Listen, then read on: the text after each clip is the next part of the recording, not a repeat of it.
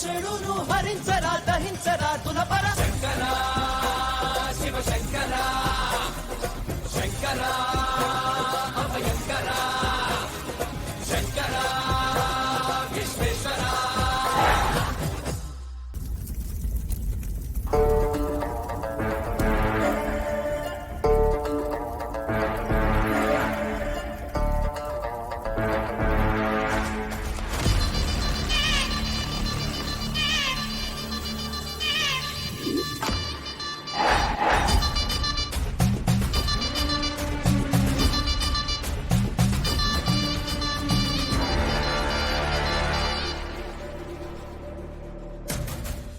అమ్మా బావి ఇంకా రావట్లేదేంటమ్మా? వచ్చేస్తూ ఉంటాడులేవే, నువ్వేం కంగారు పడుకో. అవును పద్మాక్షి, మీ అల్లుడు విహారీ ఏంటి? ఎంత అమ్మ మీద ప్రేముంటే మాత్రం కొత్తగా పెళ్ళైన ఆవిడ్ని వదిలేసి కొండపైకి వెళ్తే ప్రాణాలతో తిరిగి రావడం కష్టమని తెలిసి కూడా వెళ్ళాడు. మా బావకేం కాదు, ఖచ్చితంగా వచ్చేస్తాడు. అవును, కొండపైకెళ్ళి ఇంతసేపైనా ఇంకా తిరిగి రాలేదేంటి? ఏమైనా అయిందంటారా? అలా ఏం లేదు, మా బావ ఖచ్చితంగా తిరిగొస్తాడు.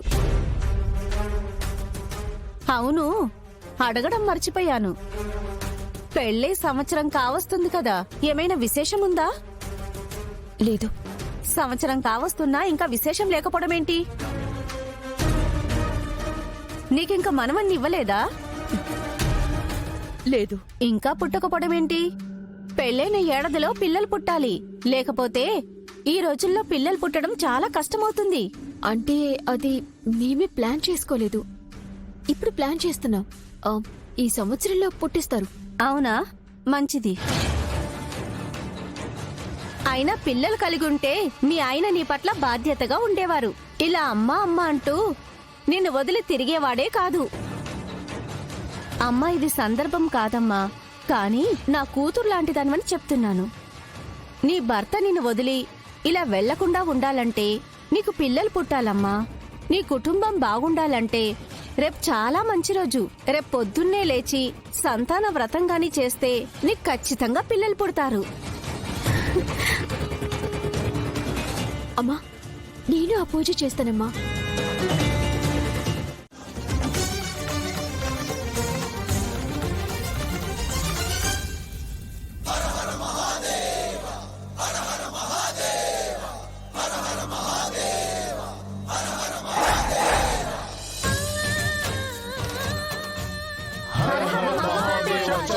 శంకర హర హర మహాదేవ శంభో శంకర హర హర మహాదేవ శంభో శంకర.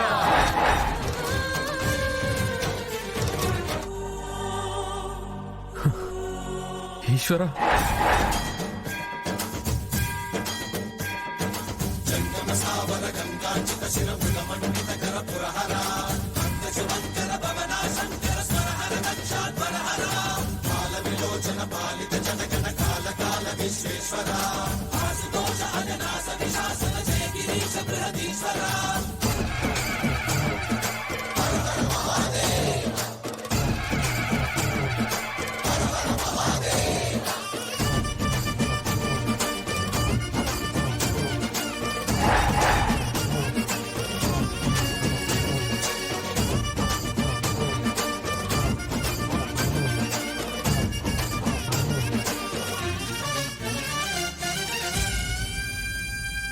వ్యోమకేశనిను హిమగిరి వరసుత ప్రేమ పాశమున పిలువంగా యోగి వేషని మనసున కలగద రాగలేశమైనా హే మహేశని భయద పదాహతి దైత్య శోషణము జరుపంగా భోగి భూష భువనాళిని నిలుపద అమల ముద్రలోనా.